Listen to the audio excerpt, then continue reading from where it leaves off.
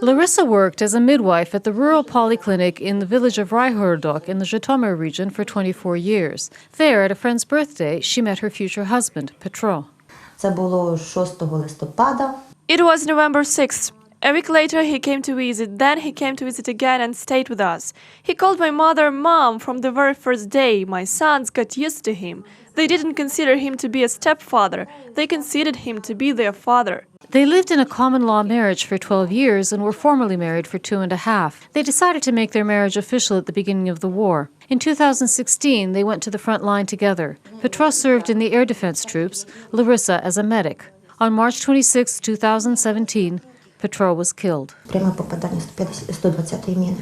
It was a direct hit from a 120mm mortar in the dugout. I didn't believe it until they brought him home. He always said if he was maimed in war, he wouldn't return home. I didn't believe it. When he was brought in a closed coffin, I opened and looked. All that was left of his head was only the right side, with a bit of nose, cheek and ear intact. And the left arm below the elbow was cut off. It's painful for Larysa to remember her husband. This is the last photo with her beloved, taken 3 days before his death.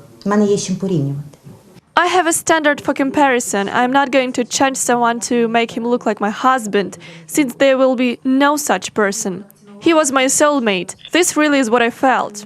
Having lost her husband, Larysa did not give up military service. She says she feels herself needed on the front line. In the Zhytomyr region, she has 2 adult sons, both married. I was babysitting that day. My daughter-in-law went to work and said there was a surprise waiting for me.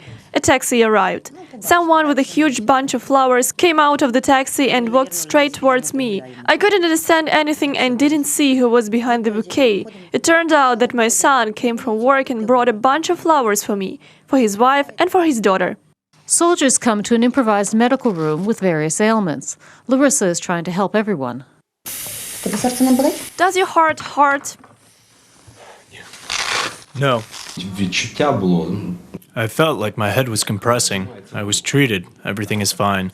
I can't remember the words from a song by Scriabin exactly, but he would have said that Larysa is one of those women who, no matter how hard things were, could put on her dress in an instant, smile, and look like the happiest woman in the world. Everyone supports her and loves her. We know about her loss. Larysa packs her 14-kilogram medical backpack and goes to her military position. The backpack has an individual first aid kit in it, with the call sign of her fallen husband, Kozak.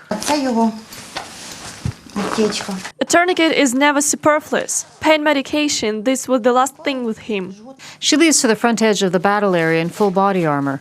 Its weight is more than 25 kilograms. Larysa is used to carrying heavy loads.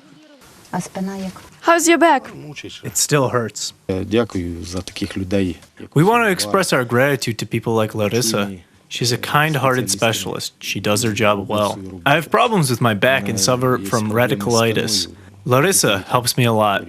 Larysa has another hobby. She likes to treat animals. From childhood, she bandaged the paws and tails of cats and dogs. 2 weeks ago, fellow soldiers brought her a black kitten. She called her Marusia. Larysa says the greatest joy for a physician on the front line is having no one wounded. Reported by Anastasia Volkova for UATV.